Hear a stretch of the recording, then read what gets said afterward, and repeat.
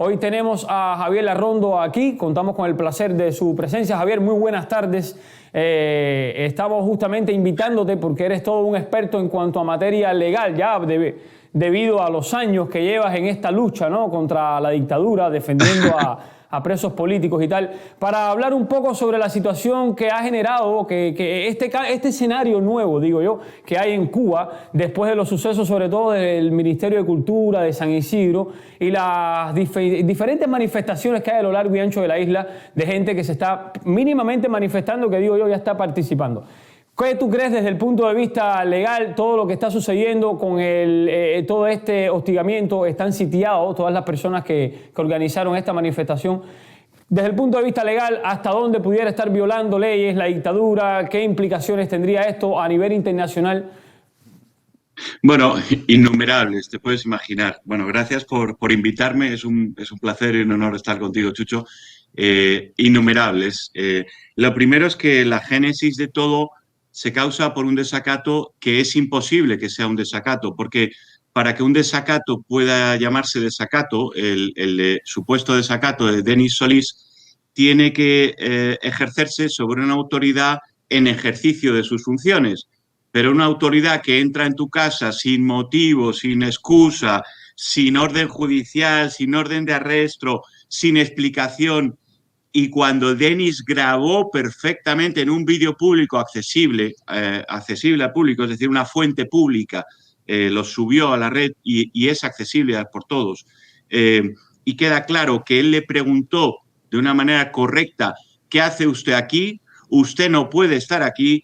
Le invito a que se vaya, por favor váyase. Y el policía hizo otra cosa peor, que es violar la intimidad de Denis y grabarle con el móvil. Y luego después, claro, Denis le dijo: mire, a mí usted no me va a intimidar, y además usted es ¿cómo le llamó? Un penco envuelto en uniforme. Pues mira, quiero pensar que Denis tiene un elenco de insultos para lo que le hicieron mucho más amplio que solamente ese, y que se tuvo que contener precisamente lógicamente, por lo que sabemos que hace la dictadura. Pero no puede haber desacato en una situación en la que el oficial no está en ejercicio de sus funciones, sino está en violación de sus funciones. Y eso está sentenciado en numerosas causas del Tribunal Supremo, ¿vale?, que nosotros hemos podido ver. Además está en literatura y además está en la propia legislación cubana, es decir, no tiene discusión, ahí no hubo desacato, ¿no? Eso para empezar.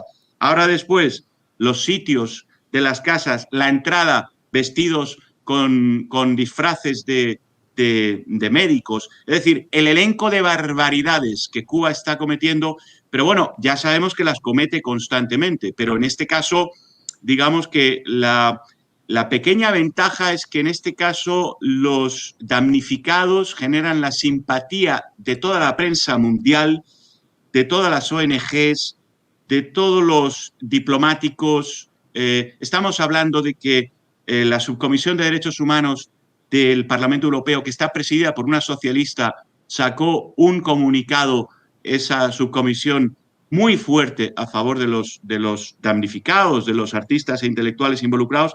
Por lo tanto, la ventaja de este caso es que las violaciones y las barbaridades que está cometiendo las está viendo más gente y con más antipatía, precisamente por quiénes son los damnificados y la simpatía que generan, ¿no? O sea que, bueno, es una situación, un juego digamos, de ajedrez, en el que yo diría que el régimen por ahora va perdiendo la partida, por mucho que el régimen evidentemente no pierda el poder, pero es que el poder no se tiene por qué perder de golpe.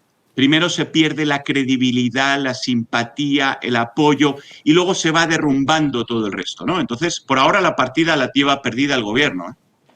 Javier, hay algo que yo creo que en esta escalada hay algo que es una vieja herramienta por parte del régimen cubano, pero que ahora la está poniendo de práctica, y a mí me parece un poco peligrosa, ¿no? Porque ellos se empeñan en poner a chocar al cubano contra el propio cubano por una cuestión de ideologías, para justificar que es un grupo de terroristas, yo no me canso de decir eso, un grupo de terroristas que tuvo que entrar ilegal a su país porque los botaron de ahí, pues se mantengan en el poder. En esta escalada nueva, porque vemos un escenario nuevo en una Cuba que se ven manifestaciones, vuelvo y repito, a lo largo y ancho de la isla, gente que está participando de la vida activa del debate político.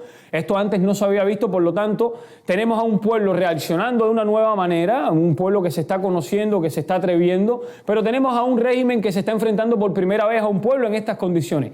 Resulta que ahora están utilizando un discurso que para mí es bastante peligroso, y es el hecho de que todos los que organizaron, por ejemplo, la manifestación frente al Ministerio de Cultura, hoy han amanecido sitiados por un grupo de personas vestidas de civiles y, entre otras cosas, usan el argumento de: a mí me enviaron acá para que tú no salgas porque yo soy el pueblo.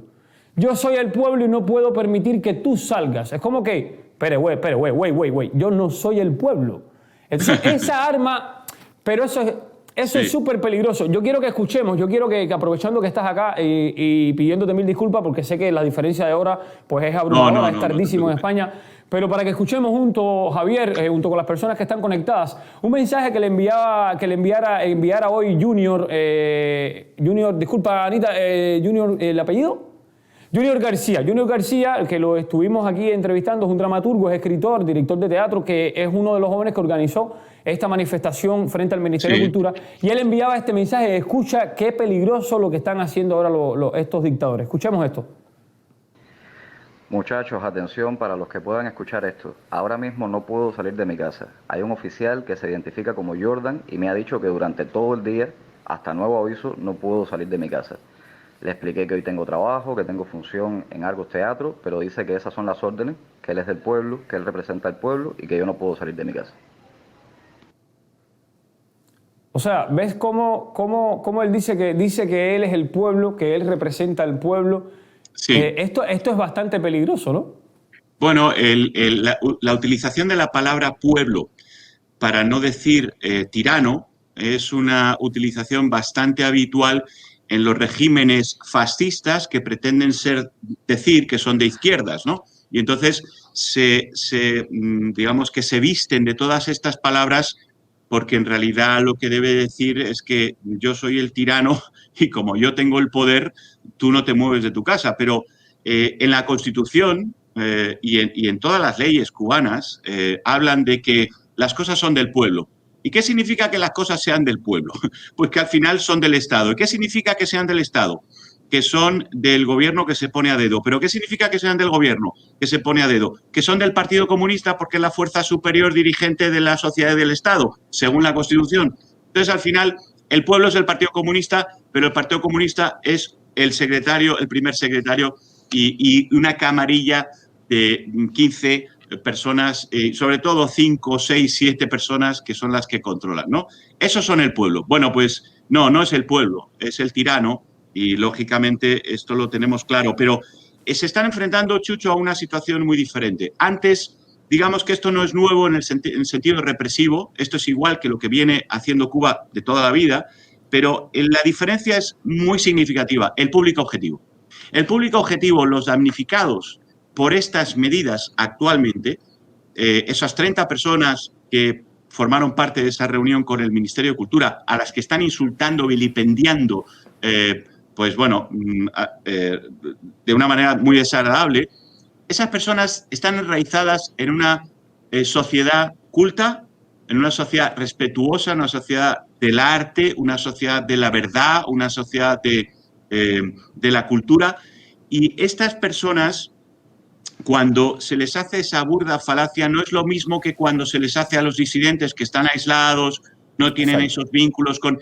Entonces, los disidentes, como que cuando el gobierno les insulta de esa manera, no están enraizados en la sociedad como para comprender que eso es una falacia y que es un insulto al pueblo. Pero lo que está haciendo el gobierno, insultando a estas personas que sí están enraizadas en la sociedad cultural e intelectual cubana, es tan ridículo que esa sociedad cultural está tomando nota y está dándose cuenta de que están gobernados por unos mentirosos compulsivos que además están utilizando la violencia y las palabras que pertenecen al pueblo para atribuir las acciones del tirano, ¿no? Entonces, esto es muy peligroso para ellos y si siguen por ese camino, yo creo que no es lo mismo que la represión que vienen ejerciendo 60 años contra gente que está más aislada, que han conseguido aislar culturalmente, socialmente, porque todo el trabajo de la revolución ha sido aislar social y culturalmente a aquellos que disienten. Ahora no, ahora se están metiendo con gente que está enraizada en la sociedad, en un nivel cultural alto, con buenas amistades, con gente importante. Señores, el gobierno cubano esto lo va a pagar, lo va a pagar. Yo creo que sí, yo creo que además yo creo que se despertó algo que es indetenible y justamente por esto, porque se ha desmarcado de esta tradición de que todo el que ellos se tienen que enfrentar es el opositor, es el tipo que nunca ha podido tener vínculo laboral, entonces es mucho más fácil decir que el tipo es un delincuente, no sé qué. Estamos hablando ahora de jóvenes que no sabemos ni tan siquiera cuál corriente política siguen. O sea, ellos no se han manifestado diciendo, fíjate, la corriente política de nosotros, no, nosotros queremos hablar con el ministro de Cultura porque nosotros, que somos artistas, pues entendemos que el ministro tiene que darnos una respuesta. ¿Qué es lo que yo digo? Ojalá y esto se extienda al Ministerio del Transporte, al Ministerio del Alimento, al Ministerio de Salud Pública. Ahora, Javier, aprovechando que tengo acá la presencia de usted, que para mí es un tremendísimo privilegio, y ya para hablar un poco más de lo que usted atiende directamente, Prisoner Defenders, una organización no gubernamental que se dedica sobre todo a asistir legalmente, jurídicamente a los prisioneros políticos cubanos, a grandes rasgos esto. Javier, quisiera preguntarte, para que nos quede claro a muchísimas personas, porque sobre todo hay mucha gente dentro del público cubano que hay que darle una dosis de optimismo con un poco de realidad para que se dé cuenta que sí se puede. En el caso de todos los prisioneros políticos cubanos, que ahorita me dirás cuántos son en total, pero tengo entendido que eran alrededor de 130, nosotros vemos, o se puede ver, que se ven casos de liberaciones, se ven casos de libertad de algunos presos o de algunas personas que son consideradas presas políticas, pero casi siempre coincide con los casos que se hacen mediáticos.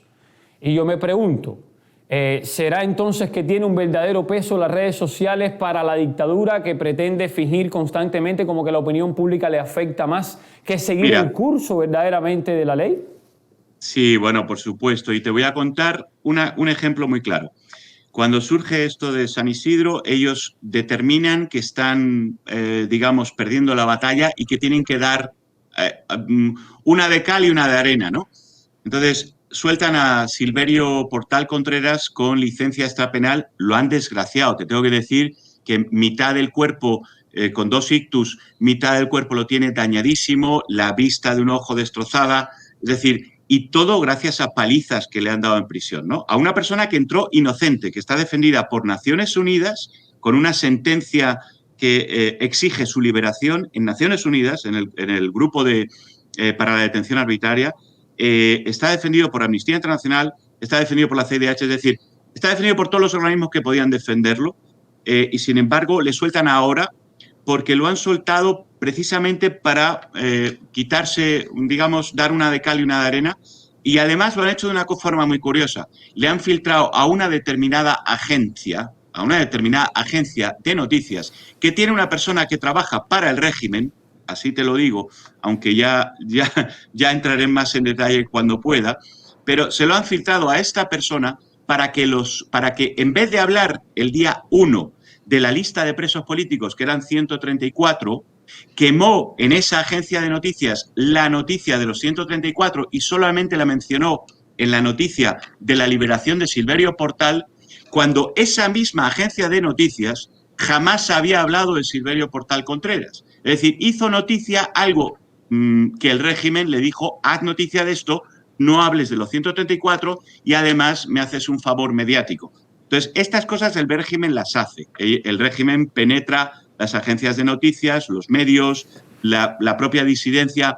En la propia UNPACU, sabes que yo fui cofundador de UNPACU, José Daniel Ferrer ha hecho más limpia de infiltrados en la UNPACU que ninguna otra organización, pero no porque no las haya, sino porque se ha dedicado a encontrar y a saber cómo infiltran. Y es terrible, ¿no? Entonces, la situación de soltar determinados presos en determinados momentos, a veces lo hacen por presiones diplomáticas. Te puedo hablar de un caso, Hugo Damián Prieto Blanco, lo soltaron porque el gobierno, bueno, igual no debería decirlo, para pasar tanto tiempo que sí lo puedo decir, porque el gobierno español le mostró el caso de predelictiva vergonzoso porque es sin delito, pero además llevaba un acumulado de 210 detenciones en apenas, no sé si eran 5 años. 210 detenciones en 5 años. Entonces, Absurdo. ese caso sé que lo cogió el gobierno español y se lo enseñó, y digamos que de alguna manera esa fue una concesión que hizo el gobierno español porque el régimen es muy bueno. Luego después hay concesiones que son para lavar su imagen. El caso de Silverio Portal lo ha hecho en un momento clave para impedir que en una agencia de noticias determinada saliera la noticia de los 134 presos o que la quemaran porque la mencionaron, al mencionarlo ya no pueden mencionarlo en otra, quemaron la noticia, pero la noticia era la liberación de Silverio. Son diferentes estrategias y siempre están jugando con las personas como si fueran peones. Es vergonzoso, es triste. Yo no sé estas personas que tienen en el corazón, pero sé que hay muchos que son esclavos, es decir, el 90% del funcionariado cubano no quiere a la seguridad del Estado, lo odia profundamente a la seguridad del Estado, pero realmente entre los que no se levantan y entre los que ejecutan tenemos un aparato maquiavélico que yo no concibo cómo los seres humanos pueden actuar así, pero lo hacen. Y están jugando con los presos políticos como peones. Son 134, efectivamente. Son 77 convictos de conciencia. Sí, no, exacto, te iba a eso, decir... en estos momentos, exacto, eso es lo que te iba a decir. En estos momentos son 134 presos políticos, digamos, de manera general. Sí, bueno, ahora tenemos que decir 133, digamos, después del día 1, 133 con el caso de Silverio, pero como todos los meses entra una media nuevos, de 4 y pico presos políticos nuevos, todos los meses. Es decir, cuando hablamos que la lista de presos políticos es de 130, 135, 140, realmente el régimen no mantiene a los mismos presos. Los presos tienen una antigüedad en prisión más o menos de media de 3,9 años, 3 años y 9 meses aproximadamente, 3 años y 10 meses, depende, ¿no? Van rotando. Va sacando algunos por cumplimiento, casi nunca por liberación, lo de Silverio es una excepción, por cumplimiento, y van metiendo nuevos. ¿Cuántos? 4 y pico cada mes. Es una barbaridad. Desde hace, pues imagínate, 60 años, ¿no? Yo quería preguntarle, Javier, dentro de estos 134 prisioneros de conciencia o políticos que hay en Cuba, digamos, hay un grupo que se encuentra en prisiones de máxima seguridad. En estos días estaba leyendo la noticia de uno de los jóvenes miembros de la UNPACU que está en Kilo 5, en Pinar del Río, que se encuentra enfermo, un estado de salud bastante delicado por un problema otorrino además, y él estaba en Kilo 5. Yo soy de Pinar del Río. Y yo me preguntaba por qué él, que es preso, digamos, político, por una cuestión de pensamiento, por una cuestión ideológica, estaría preso en Kilo 5, que es un lugar donde hay, por ejemplo, asesinos, violadores, gente muy agresiva. ¿Por qué estaría este muchacho que simplemente opina diferente? Y yo me asusto porque yo digo, es como que lo que yo estoy haciendo me costaría, en Cuba a mí me costaría esto, una prisión de máxima seguridad. ¿Qué loco puede ser? ¿Cuántos, si usted tuviera ese número, cuántos, o si no tiene el número, la mejor pregunta sería, ¿qué violación, o si hay otro país del mundo donde se puede ver que los prisioneros políticos son tratados como prisioneros de máxima seguridad? O sea, a nivel internacional, aunque ya vemos, como usted puso de manifiesto, que la dictadura pues no le interesa ningún tipo de organismo internacional. De hecho, pertenece a la Comisión de Derechos Humanos y está dando este espectáculo en vivo adelante de todo el mundo. Este hecho que puede significar como violación desde el punto de vista legal y jurídico, y estoy hablando del marco internacional, en el marco internacional, el hecho de tener prisioneros políticos en prisiones de máxima seguridad. Bueno, vamos a ver, el régimen cubano a todos los presos políticos en numerosas ocasiones durante su estancia en prisión los mete en celdas de castigo y les pone ese tipo de seguridad como si fueran delincuentes peligrosos y lo hace, en general, lo hace por mantenerlos, digamos, castigarlos por mínimas indisciplinas, como por ejemplo considerar que él no es un preso común y no se quiere poner el uniforme de preso común, cosas así. Se pasan en celda de castigo. Mira, Silverio se ha pasado en celda de castigo una eternidad. Bianco Vargas, que tú mencionabas, hay un montón de presos políticos que se han pasado en celdas de de aislamiento muchísimo tiempo. Luego, el hecho de que estén en prisiones de máxima seguridad atiende ya a otro tipo de situaciones. Atiende a unas situaciones de quererlo tener más controlado, más aislado, pero ya hay, digamos que entrar en la especulación de por qué exactamente lo meten ya en un centro penitenciario de máxima seguridad o no, ya sí tiene que ver con la importancia de ese preso y la capacidad de ese preso de movilizarse, de generar problemas, ¿no?, dentro de la prisión y generar audiencia y demás. O sea, Pero influenciar, más que es nada. difícil saber por qué los asignan. Yo creo que ahí no hemos llegado hasta el punto de conocer tanto la metodología del régimen. Ahora, celdas de castigo, sí, eso permanentemente, a todos ellos. No, yo le hacía la pregunta, ¿no? Porque desde luego eso habría que ver justamente, ¿no? La ley cubana y todo esto, pero a mí me parece absurdo, primero que haya alguien que sea multado por pensar diferente, pero en última instancia que sea tratado como alguien a quien tiene que estar en una instalación de máxima seguridad. Para mí es ya es como si estuvieran, no sé encontrar el término adecuado, pero es como si estuvieran pues amputando, digamos así, moralmente al individuo. Sí, es como si le estuvieran arrancando pedazos al individuo. No, eso sin duda, eso sin duda. Es decir, en todo el accionar en prisión. Vamos a ver, te voy a explicar una pequeña cosa que nos va a orientar sobre el accionar del régimen cubano en este sentido. El régimen cubano tiene una forma de reprimir que es como piramidal. Es decir, sobre todo el pueblo cubano, las limitaciones legales de expresión, de trabajo, mil cosas, la publicidad, el adoctrinamiento, la escuela, la UJC, el CDR, las organizaciones de masas, todo ese entramado lo ejecuta sobre todo el pueblo cubano. El siguiente nivel son aquellos que son desafectos. Los desafectos se cuentan por millones en Cuba, ¿no? Bueno, pues sobre esa masa de desafectos lo que ejercita es la predelictiva, las multas, el acoso fiscal, etcétera, ¿no? Entonces, la predelictiva son, por ejemplo, 11.000 condenados, de los cuales 8.500 están en prisión sin haber cometido delito, ¿eh? Entonces, eso es otra capa. La siguiente capa es aquel opositor que ya ejerce de opositor, que se queja, que difunde. Entonces, a ese lo que le hacen es palizas, detenciones arbitrarias constantes, etcétera, que podemos contarlos, no sé, 10.000 público objetivo, 10.000 personas, ¿no? Y luego quedan los rebeldes que después de las palizas, las detenciones, siguen, entonces les aplica la prisión.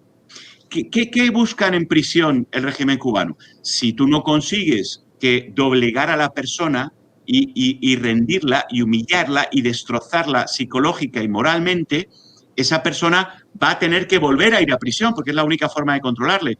Y entonces la lista ya no va a ser de 134, la lista va a ir creciendo, 140, 150, 170, 300.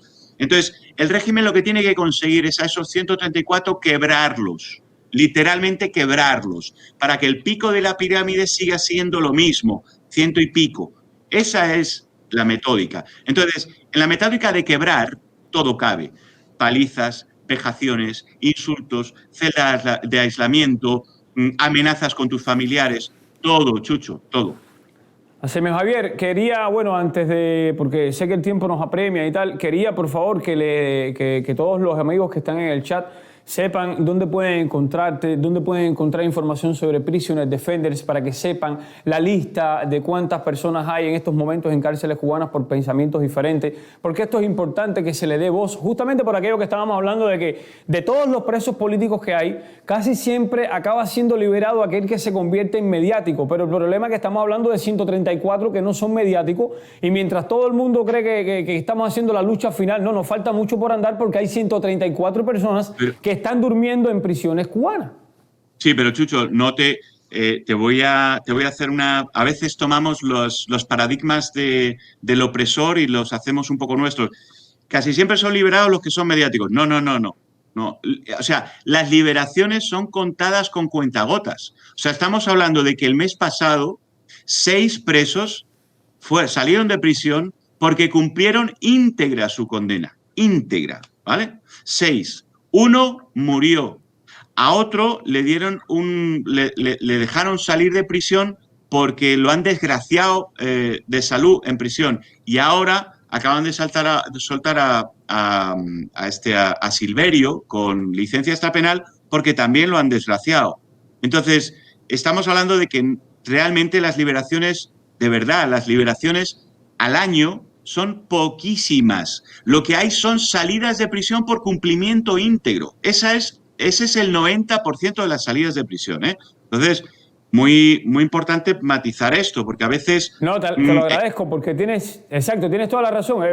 Hasta yo, fíjate que ahora que tú me lo dices, me lo pones en perspectiva y me doy cuenta. Y yo creo que sí, que es mucho más justo que nosotros diferenciemos entre lo que es liberación y cumplimiento de la sentencia. Claro, porque el claro. que cumple la sentencia no es liberado, cumplió la sentencia. No efectivamente. Fue liberado. Sí, es que las noticias, el titular de prensa sobre la salida de prisión también debemos medirlo, porque si no cogemos los paradigmas del opresor. Si una persona sale por cumplimiento, el titular de prensa es no sé quién cumplió la condena. Punto. No, ni fue liberado, ni el régimen lo sacó de prisión, no. Cumplió su condena.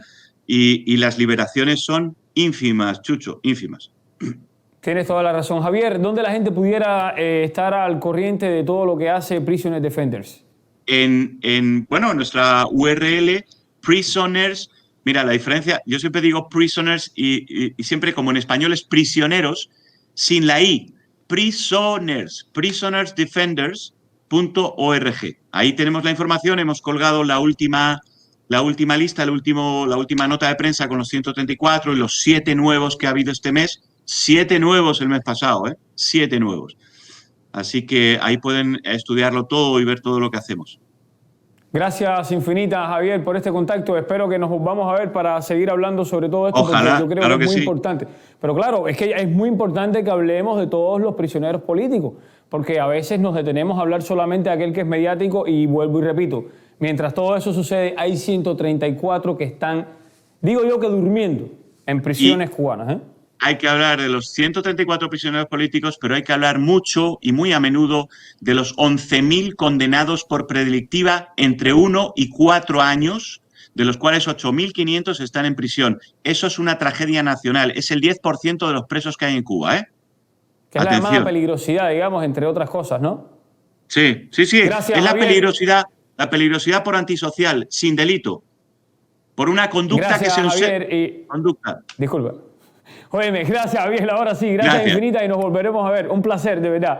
Un abrazo En otro fuerte. momento vamos a hablar de esas cosas, sin dudas.